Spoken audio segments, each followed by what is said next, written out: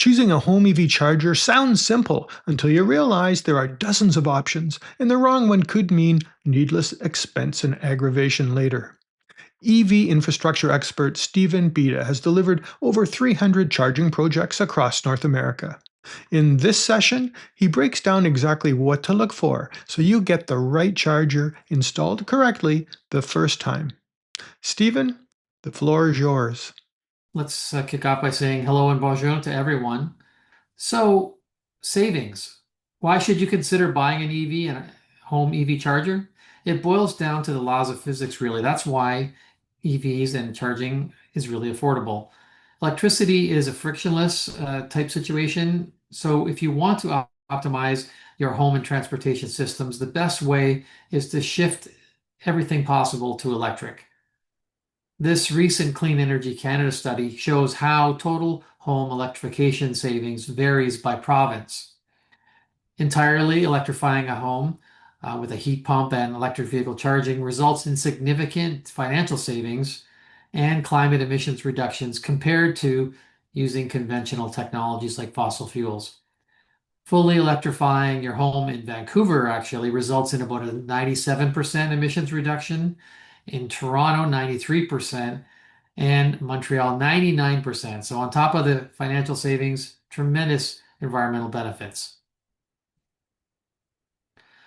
Okay, so before we dig into the best chargers available in Canada today, for you, your situation you may want to assess, I'll walk you through some of the thought process for the typical detached home or townhouse type install. These are the things to think about when planning to have a charger installed for your particular home: the panel size, the conduit run, the distance from the electrical meter to the parking space in your garage. An easy way to kind of understand the feasibility and cost of a charger install often is just looking at, does the electrical meter sit on the same side as the garage or the opposite side of the house? So, what is involved with a typical installation? Well, if you buy a new EV from one of the various automakers selling electric cars, they tend to offer free EV chargers from time to time. And some of the installation support they offer is through QMerit. QMerit has a pretty slick online system for getting an install quote at your home. You just have to fill out a form and upload a bunch of pictures. They tend to work with local electricians to complete the work. For my new home, I hired JML Electric, as they've done hundreds of home and public charging installs across Ontario. And in my case, I prepared a detailed sketch of my home, the installing photos like this in a presentation deck, and then shared the Google Earth view like this with the electrician, so that for the installation of a smart charger, they can also configure the Wi-Fi correctly.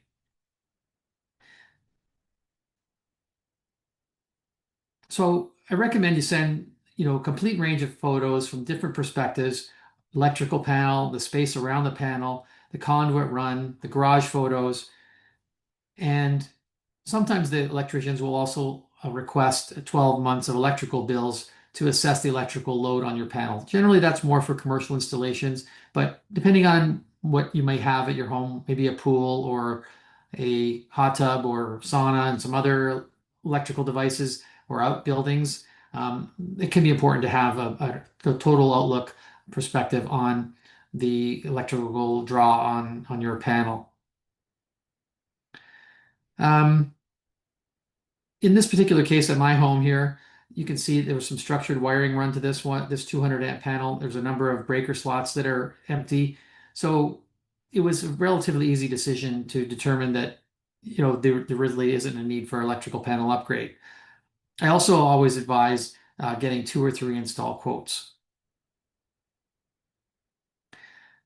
So this home, I was unsure in the initial stage of the purchase of the home whether the roughing was done or not at this house. It was a 3.5-year-old home. But what I found later on through discussions with the builder was that it indeed was roughed in for an EV charging installation. Sometimes drilling through many walls and concrete and wood framing pieces of the building can, cause delays and makes complex conduit runs time consuming. So this is why I included extra photos in this case, even though the installation was roughed in for the conduit. When you schedule the install, make sure the conduit areas are clear of stuff. Any, areas that you're kind of working in with electrical equipment. Electricians really need a clear space to work within. So, make sure your garage doesn't have a lot of clutter. That's a simple thing, but a lot of times people don't plan ahead and leave a mess for electricians to work around. It can cause delays in the install. Now, upgrading your home electrical panel can be expensive, in the neighborhood of $1,500 to $3,500. So, if you can avoid it, here are a couple of hardware devices that can help you um, save some money and make for an easier installation, particularly when you have many other devices like a pool or hot tub included in your installation. Maybe you have electric dryers and stove and an outbuilding. In that case, sometimes these devices can help make installation go smoother. The black box and the DC9 are a couple examples that are Canadian made that allow power sharing. Power sharing can also be done with software, and you can derate chargers with dip switches internally to reduce the impact on the panel. So my point here is that there are many things to consider when installing a home charger. Placement in your garage must be thought through. On the left side, you'll see my second home in Stony Creek where I installed a Techno VE 48 amp smart charger. That's a Canadian brand, and I had to install it up as high on the ceiling as I possibly could because of the width of the garage. It's quite narrow, and um, the cord was 25 feet in length, so really didn't have too much worries, except for when I was trailering behind my Kia EV6. That made a challenge, made it quite challenging to plug in without pulling the car into the garage and charging with the trailer in the back, or forced to disconnect the charger disconnect the trailer rather. This particular home was an expensive install because the electrical meter was on the opposite side of my parking garage area. So the conduit run was long, had a finished ceiling in the basement. So to go from 100 amp to 125 amp, it cost me $3,200. On the right side of the screen, you'll see my current home, which just moved into April 17th. I was able to get on the Grizzly e-Pilot test program with their new Duo 80 smart charger. Um, this house is only 3.5 years old. It already had a 200 amp service, and the conduit run from the basement to electrical room, wasn't too long, and they had that conduit already run, so it helped reduce cost. I did derate the charger internally with the dip switch. The electrician set it for a 60 amp breaker as opposed to the 80 amp that it was capable of, just because I really didn't need that charging speed. My vehicle, the Kia EV6, is only capable of maximum of 11.5 kilowatt charging. And I did want to save some space in the panel potentially for a hot tub or sauna one day. The install cost came in at around $1,800. I had JML Electric do the installation in Ontario. And since we plan to get a second EV very soon, I went with this Duo charger because it has both a NACS Tesla adapter and the J17 connector. So between these ports, you can share power and makes for a really convenient setup for when you're having two cars in the driveway or in the parking garage. Now, once the install is done, the last step is to get the Electrical Safety Authority permit. My electrician had an appointment set up for me after the job was done, but then notified me later that the ESA had approved it without a site visit, which was nice. I didn't have to make any special arrangements. So finding an experienced electrician, it's not easy in every part of the country. So I encourage you to get three quotes as I mentioned, and look for a qualified electrician that has experience doing EV charging.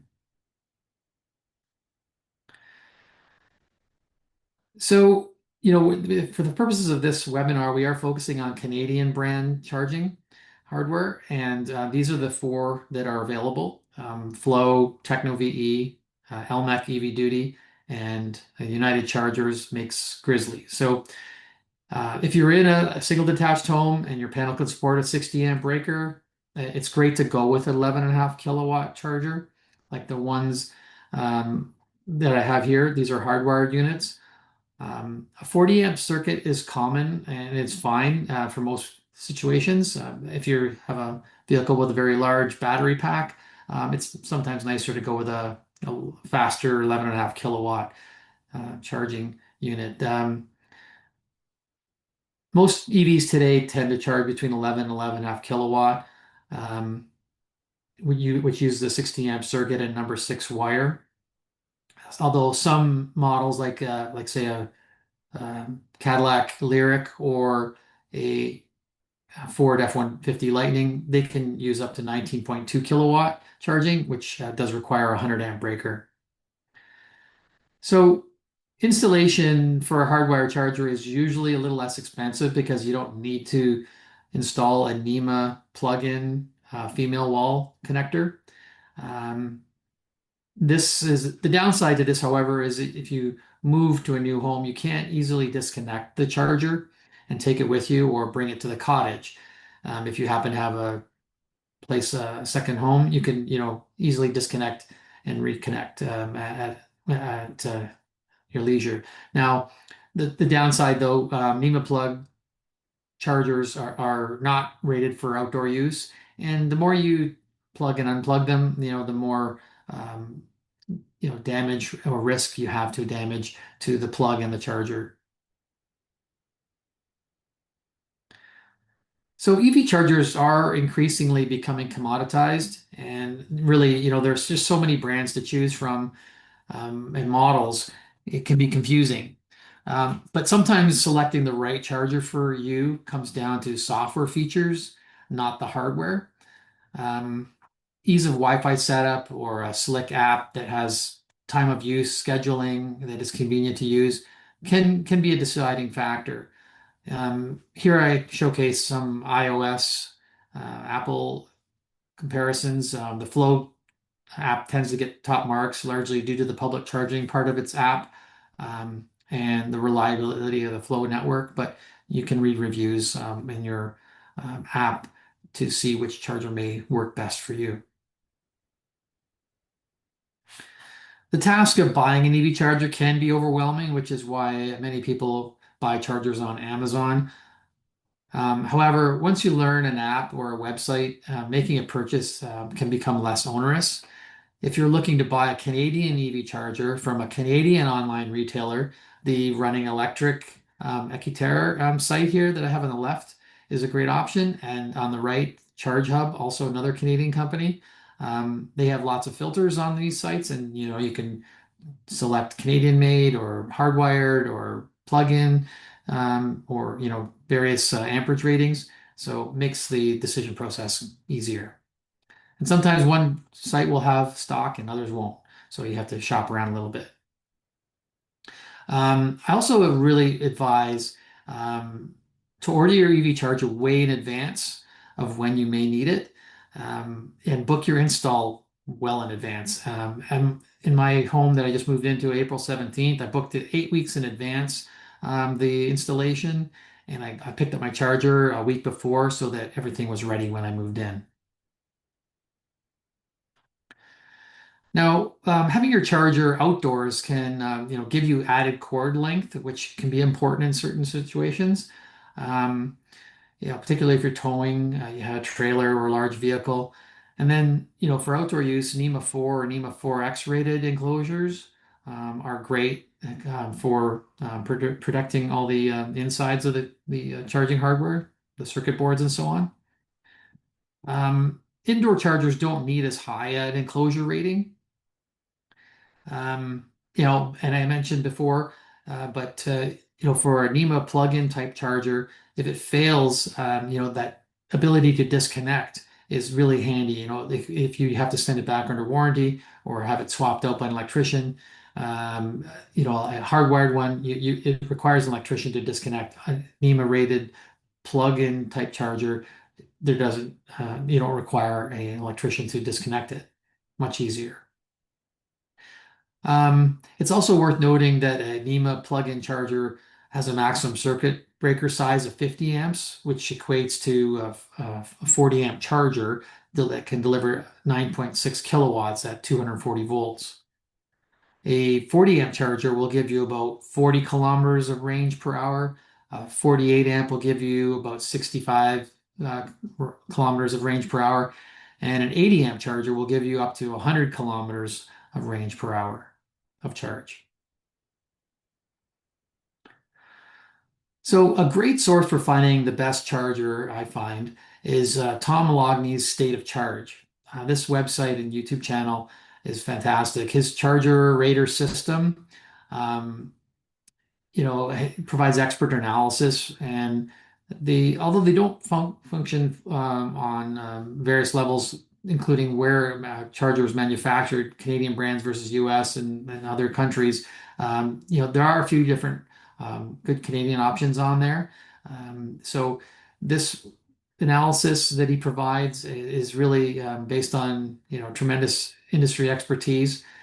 We'd love to have Tom Moloughney on EV Society's Canada Talks Electric webinar one day, by the way.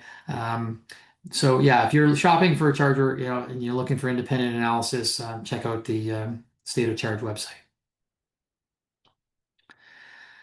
All right, so we got some questions already in the chat that I've received about what content will be in this webinar, and some people asking about the Canadian credits that are associated with the clean fuel regulations. And so we're going to cover that topic here. This is an interesting perspective that it's fairly current in the EV industry. You get money back for the credits generated by the oil industry when you access a charging offer from some of these programs that are available that I'll get into. Free chargers. Wow. What's the catch? A lot of people, are curious about this offer from United Chargers Grizzly and others. So let's put some real world context around the CFR credit free charger offer. Um, we were focusing here today on Canadian made charging hardware, and the Grizzly solution, I believe, is the only one that is offering these free CFR based credits in Canada for Canadian made hardware. They introduced this program back in July of last year on Canada Day, and it's really innovative way to monetize carbon fuel regulations. Since they launched this program, other companies in Canada have come out with similar programs, but so far, just one Canadian hardware company delivering on this program. So how does it work and what's the catch? Well, the good news really is there is no catch. It's pretty straight up. An average household driving 24,000 kilometers might be on the high side, but that's numbers I had accessible for myself per 24,000 kilometers per year. You're going to consume somewhere between 4,500 and 4,800 kilowatt hours of energy driving that distance. I have a 2022 Kia EV6. And, in year one, you're kind of moving from the lower tiers at 3 cents a kilowatt hour um, up to 10 cents a kilowatt hour as over time in the program. When you combine this reward structure with smart charging habits like utilizing time as use rates or ultra low overnight utility rates, the math crosses the interesting threshold. The utility reward doesn't just subsidize the cost of the electricity, it eventually outpaces it.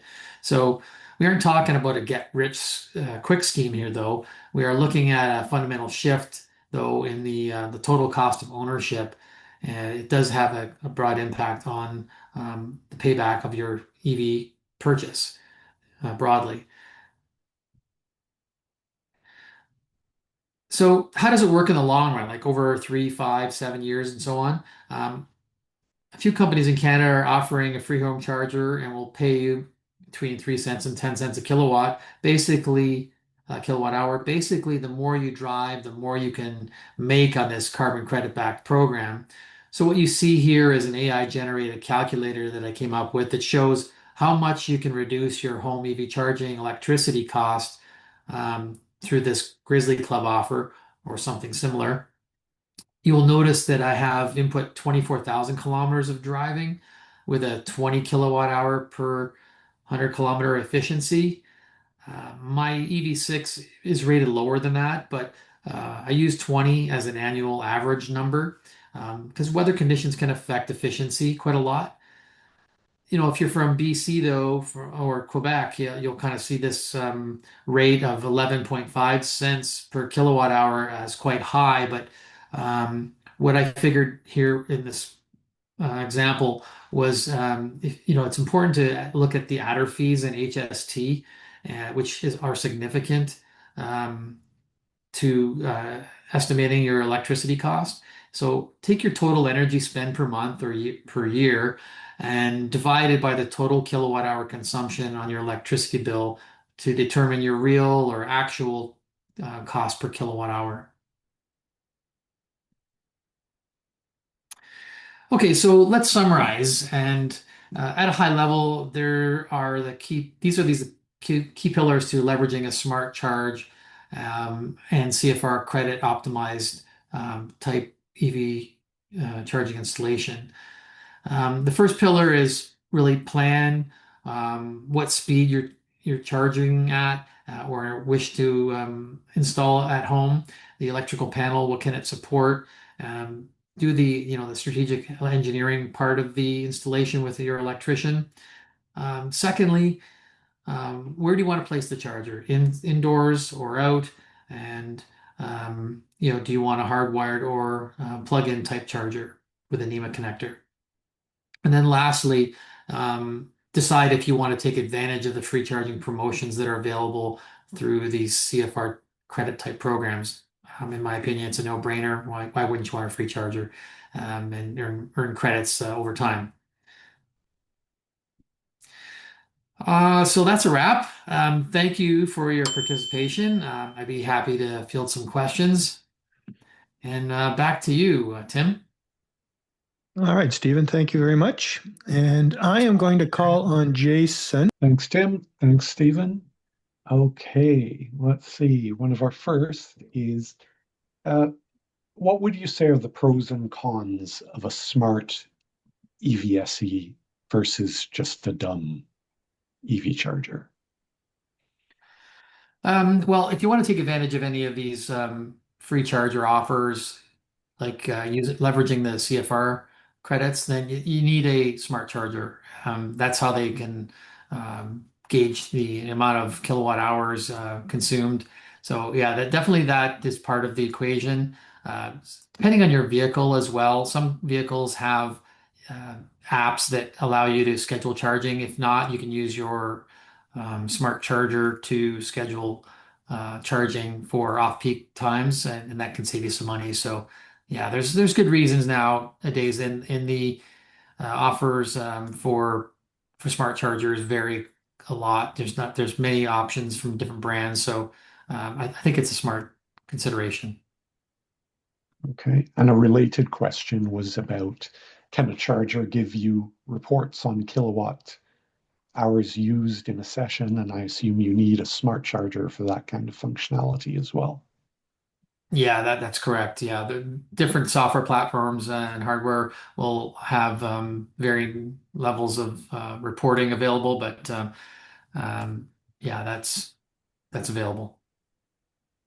Okay, thank you. Uh, you answered this already, but Tom did post a comment about can you get a home charger with both CCS, and I assume he means J1772, and NAX cables. And it sounds like your new charger is designed that way. Yes, correct. The Duo 40 and the Duo 80 from Grizzly does have both J17 and NACs available, or you can configure it however you like. If you want two NACs or two J17, you can order it that way as well. Are I you think there's aware of? probably some others out there that offer it, but as far as Canadian made hardware goes, I'm not aware of any other brands that offer dual port chargers. Okay, that's definitely handy, especially for a household in transition.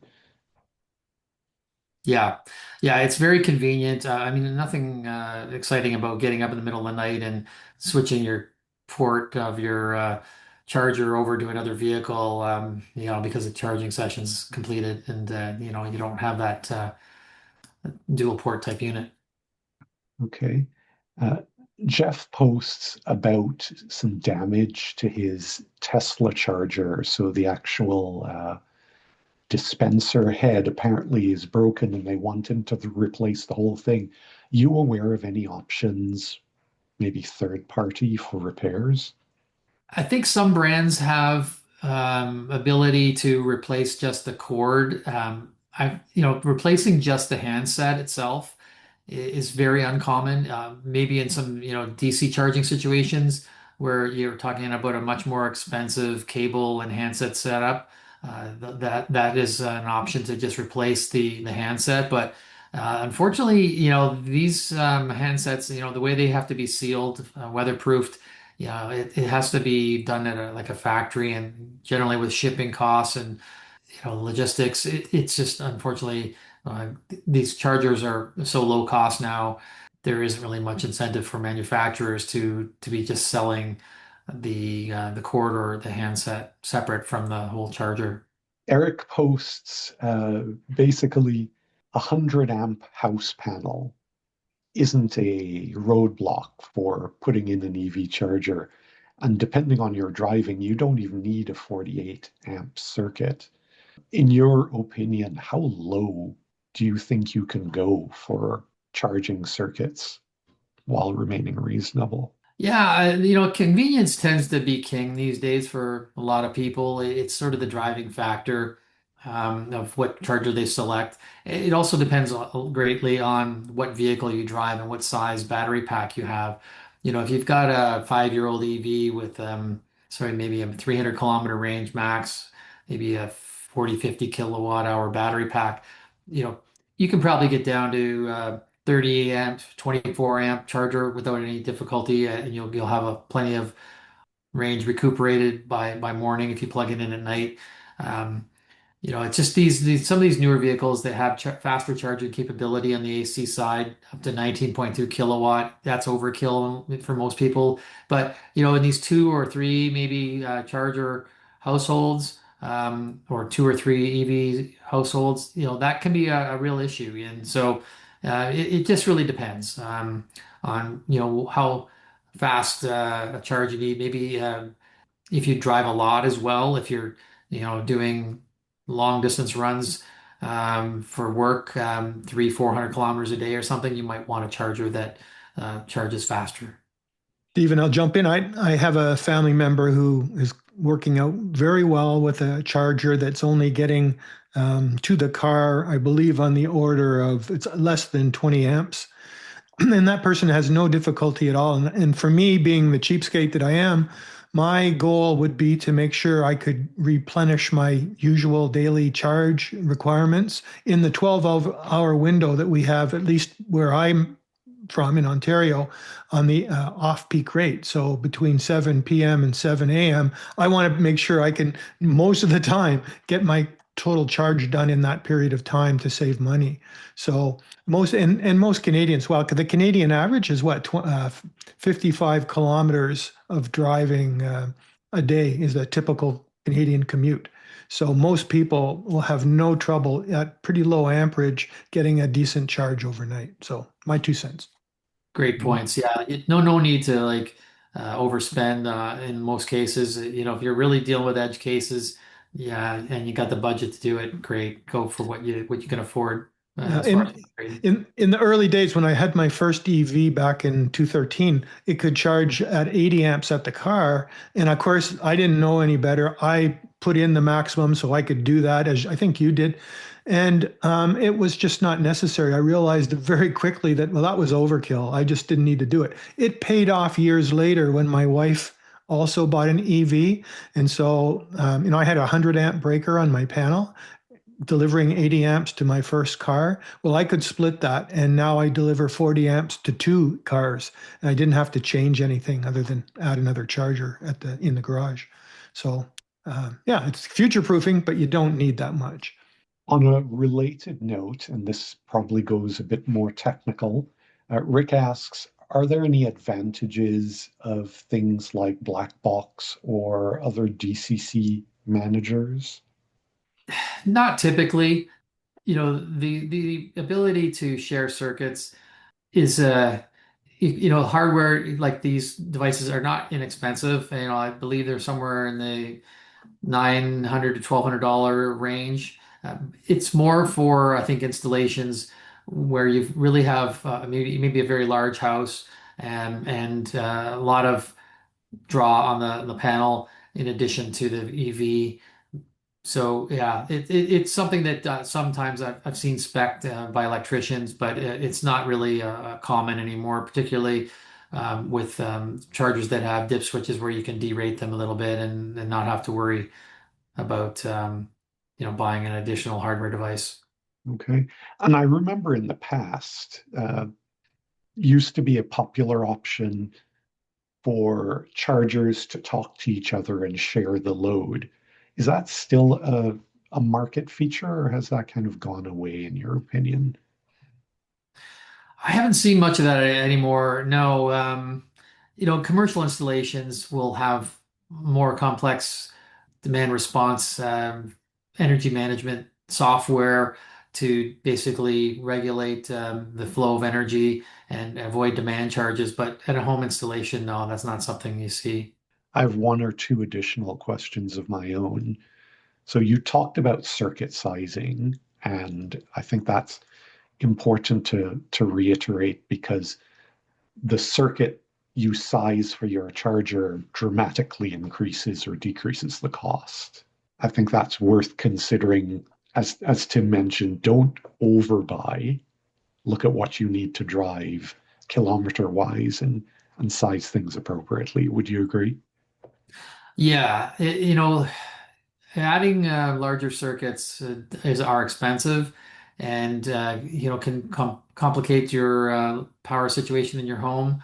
It's a trade-off though between future-proofing if you're a multi-EV household, for example, which is still a rarity, but the trend is towards more than one EV in a household these days in a lot of places. So yeah, every situation has to have to be evaluated independently, but yeah, in a lot of cases, 40 amp circuit breaker is plenty. What's your experience regarding actual charging equipment lifespan? Like we're used to seeing commercial equipment, break, but I assume those are used a lot harder than your home EV charger. How long do you expect these things to live? Some of the brands that I've dealt with, some of the Canadian ones in particular, I've been hearing 5, 10, 15-year lifespans. It's not uncommon. Generally when you have failure with a charger, it's not related to the circuit board or internal components. It's something related to the damage to the handset. If you're going to buy a new charger or need to replace or repair one, it's probably a negligence matter. You dropped the charger, you ran it over the cord set somehow, and damaged the handset in some fashion, or maybe it got stuck in freezing cold temperatures to your vehicle. Those are kind of rare edge cases, but yeah, they are proving to be very reliable. They're pretty simple devices, and they'll last in many cases 10 plus years. It's just anecdotal, but mine is coming up on 9 years old and spent the first half of that outdoors and is still trucking along. And mine handle has landed on the cement floor more than once, which causes great cringing on my end. But knock on wood, it still works perfectly well. So they're pretty sturdy pieces of equipment by and large, I think. Lawrence asks, have you discussed DC vehicle to grid chargers? Do Canadian utilities, well, I guess one, are there any Canadian made chargers that support V2G? And two, is there any large scale Canadian utility that's accepting V2G that you're aware of?